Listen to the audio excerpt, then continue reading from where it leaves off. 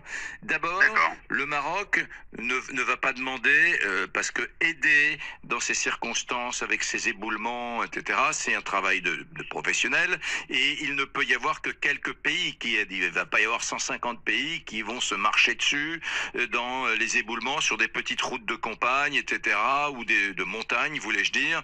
Donc le Maroc devait choisir quelques pays. Il a choisi deux pays du monde arabe, et il a choisi deux pays européens, me semble-t-il, dont l'Espagne et je crois les États-Unis aussi, Lisa Marie. Hein. Alors c'est l'Espagne, la Grande-Bretagne, le Grande-Bretagne. Qatar et les Émirats Arabes Unis. Voilà, merci pour ce rappel. Pas les États-Unis, bien sûr, je suis approximatif. Espagne, D'accord. Grande-Bretagne, et pas la France. Et la France, c'est l'allié historique du Maroc. Il y a beaucoup de franco-marocains, et ça paraît paradoxal. Alors, les gens, j'ai entendu les explications. Vous savez que au moment des faits, vendredi, où est le roi du Maroc? Il est à Paris. Il est en France, pas du tout en visite officielle. Quand il vient en France, il ne voit absolument pas Macron, avec lequel il ne s'entend pas du tout. Il va dans sa résidence personnelle avec des amis, il vit ici, il s'installe ici quelques semaines ou quelques jours, que sais-je. Donc il était là, le roi du Maroc. Et il s'entend pas pour plein de raisons.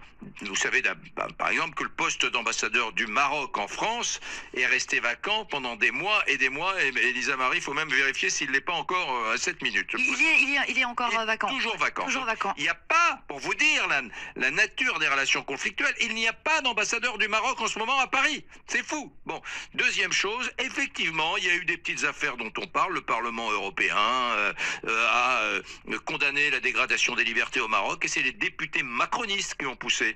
Il y a eu ces histoires de restrictions de visas de ressortissants marocains sur les questions migratoires, et là encore, c'est Macron et les macronistes. Mais la vraie raison, c'est pas du tout celle-là. C'est que il y a le Sahara occidental, toute la partie sud du Maroc, que le Maroc revendique depuis des années, qui était une ancienne colonie espagnole. L'Espagne a dit, c'est normal que le Maroc revendique, nous reconnaissons la marocanité de ce territoire. Même l'Espagne, qui c'était sa colonie, hein, a dit très bien, c'est normal.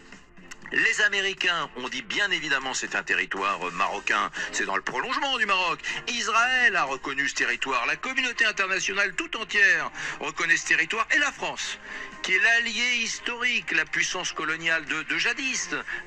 On parle d'un pays, le Maroc, où l'on parle le français, et la France dit ah ben non. Elle s'aligne sur la position algérienne, et elle dit non, c'est un groupe, le Front Polisario, qui est un groupe armé, local, quelques dizaines d'hommes avec des armes et des jeeps sur ce territoire, qui sont légitimes à réclamer bien la paternité de ce territoire. Voilà. Et ça, jamais Mohamed VI ne le pardonnera à Macron. Elle est là la raison, Olivier.